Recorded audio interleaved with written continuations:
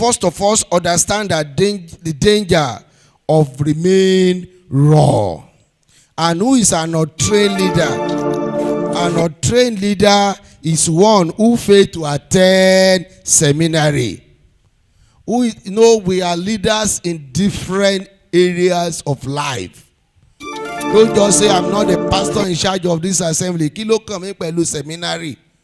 Do you know that at home you are a pastor to your family? In your place of work, some of us will understand this. Despite that you are not sitting on this seat on every Sunday, which we call as minister seat, if you take buy from here, or you bought a vehicle from here to Ore, without talking, I don't know if you had happened to us before, without talking, without putting any label, either on our car or on our bag, people call us pastor. In our place of work, despite the fact that you are brother, you are not even deacon or elder, but when they look at you, they look at your behavior. What's the next thing? They call you pastor. It shows that in that place of work, you are serving, you are representing Christ. And when you are representing Christ, God is, some destiny are attached to us. And when destiny are attached to you, it shows that you are a shepherd. And as a shepherd, you must be trained so that you will not miss it. Iṣẹ́ téèyàn bá ń ṣe tí ò kọ́ kó dẹ̀ lè mọ̀, no way that individual will fail. So it's not about being a pastor, be a deacon, or anything like that. We are all leaders that we need to be trained. I wrote here that a leader without seminary training is known as untrained. Now I want you to hear this. Asking an untrained leader to shepherd God's people is like giving a gun to a madman. Praise the Lord. When we ask somebody that is not trained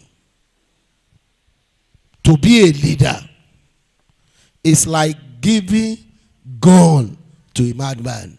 That is why we that in education field, we believe that it's dangerous for somebody who is not trained, even in educational setting, to get into class and be teaching. It's dangerous. Because without training, you cannot just impart that knowledge. That is why even if that you don't have the knowledge of education, what's the next thing? We recommend what we call PGDE. That between so period and so period, you should go and acquire this knowledge. As a matter of fact, if you are in a teaching line and you get to level 13 without PGD, without knowledge of education that you are employed to do, we will buy you at level 13. Ara want to one level 13. Taipa want to jog bashe want to one level 16. Why? They lack the knowledge of education. What am I saying? Training is very important.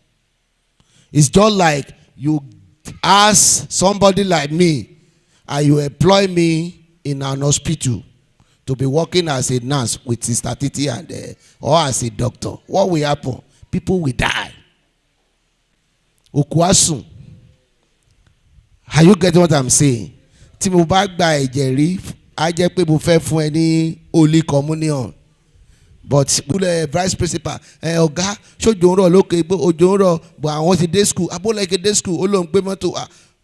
Ẹnìyẹn ló ṣe ń sọ fún pé ẹ má wá ọ ẹ ṣáà dúró. What I'm saying is that if I stay even at home for a week, I can do the work on my office right away in my house. Why? I deal with file. I can quickly cook. What are the works on ground? They will send to me. I can prepare the memo even inside my room. But we have teachers that deal with destiny. They deal with life. They deal with human being. They cannot stay at home except if we improve in our technology in our state that you can teach your student from home. But presently they cannot live. Why?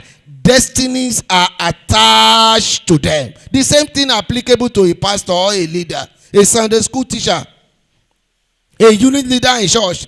Destiny are attached to you, and there is a need for you to understand this. And if you are not trained, You can't undo what you are not trained for. Praise the Lord. And you cannot undo what you have not been trained